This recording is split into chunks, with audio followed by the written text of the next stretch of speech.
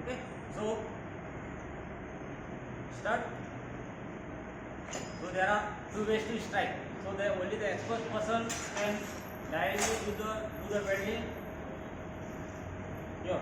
Okay, so I can directly start. Before that, I have to keep one.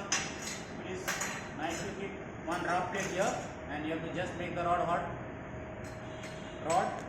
on that rough plate, and then I am going to make a line here. Okay, that is only for the experienced person. What you will do, you will just put the rod here. You are going to get the rod on the good plate. Once the rod is hot, okay, and then you will touch and you will lift the rod around 2 mm or 3 mm up. Okay, you are not going to touch directly to the plate. You will touch it, you lift it, keep some gap, and then you are going to do the welding. But for you, this we call it a tap and start system. Okay, so I can directly tap it and directly start. But if you are going to use this style, then the rod might get stuck to the plate. So for you, you have to drag the rod. Okay, I am going to drag the rod on the plate like this. The rod will start burning, and I will drag it. I will get it on the plate, and then I am going to make the line. That is the second style of how to start the welding. So I, being a experienced person, I can directly. I am going to touch it to the table. Okay, so it will burn. I am making the rod hot for some time. Okay, and then on the plate. Okay. When my rod is burning, I am not keeping it too high also, and neither it is touching to the plate. I have to maintain around 3 mm or 3.5 mm gap between the plate and the rod. And the speed of welding it should be very slow.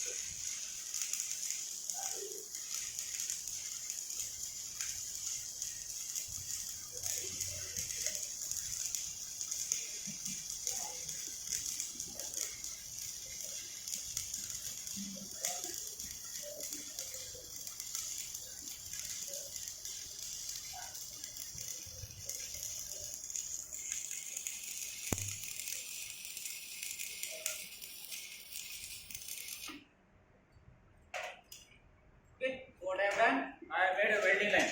So once your line is done, I can't keep it direct. You can't show it directly, bring it and show it to this thing. First, what you have to do, you have to clean the line. So you have to take the chipping hammer and you keep it away from your body. Don't chip it on your body. Okay? You keep it away from your body and keep it off. Remove the carbon which is there, and then you will come to know if your line is good or not proper. Okay, so if you do the chipping, the glass it will go, and then you take a oil brush, clean it and stick. Okay, you have to get a line like this. You have to get a good line like this.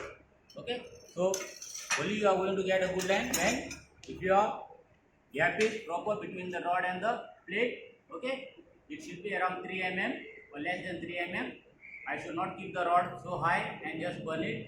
So you are not going to get anything on the metal. It will not deposit on the plate. So it will just fly off. And if you are going to keep it touching to the plate, the rod is not going to burn. Okay. So just say 1 minute.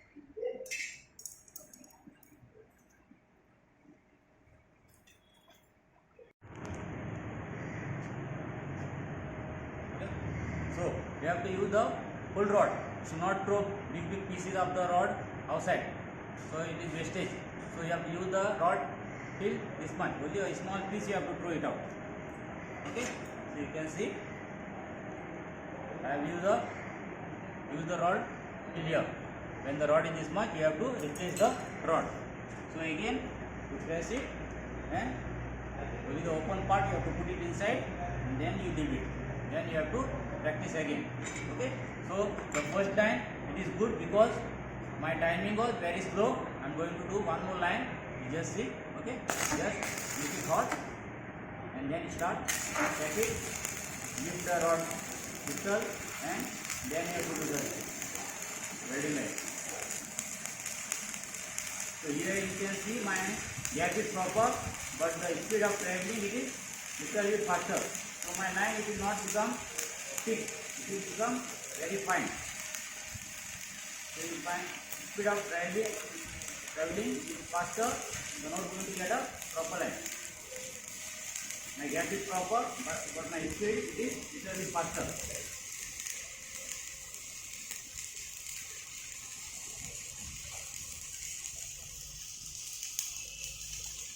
So here I have used only the half of the rod. So it is my speed was little bit faster. Now you see the third line. Okay. You take the screen, tap it, stop, and now you can see the gap is more, and my speed is also very fast. So on the plate there is nothing. All the metal was just flying off. Okay, understood? So you can see the first line. The first line it is thicker one. Okay, the second line it is medium, and the third line you can see nothing is there. Okay, so to get a good line you have to reduce your speed, and the speed should be very slow. Okay, and you should not keep too much gap also between the plate and the rod, around 3 mm gap. Okay, so now we are going to do the final job. Okay. So the final job, you have to cut two pieces of 15 centimeters, get it on the table. Okay. So maintain some gap. Okay. The distance between the rod and this will be 3 mm, and you have to keep a consistent distance till the joint is over.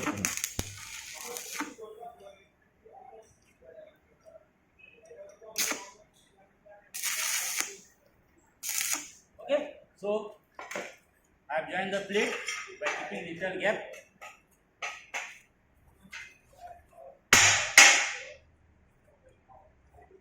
So I am going to weld the other side also.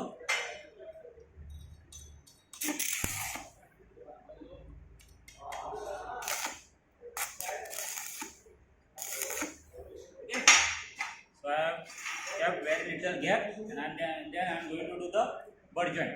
So your job is like this: you have to cut two pieces and you have to join them. So for new line, it is better to use a new rod. So that's why you have to finish the full rod. So I am going to use a new rod and I am going to do the welding. So I will start from top.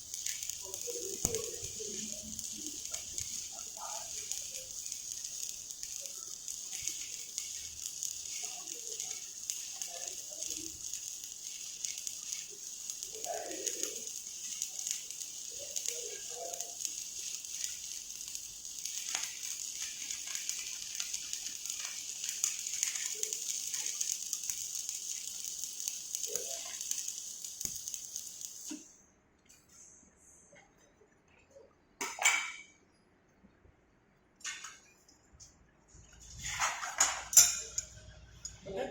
Then you hold it, the pair of thumb, and remove the carbon. Chip it away. Okay, you have to do the chipping. So after chipping it, the flask it will go, and this is a welding.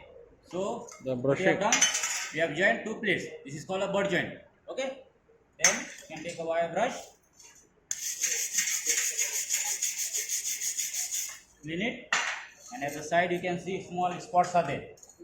You have to take the chisel and the hammer and you have to remove them. Okay. So this is your final job. Then you have to write the number and you have to do the summation. Okay, this is welding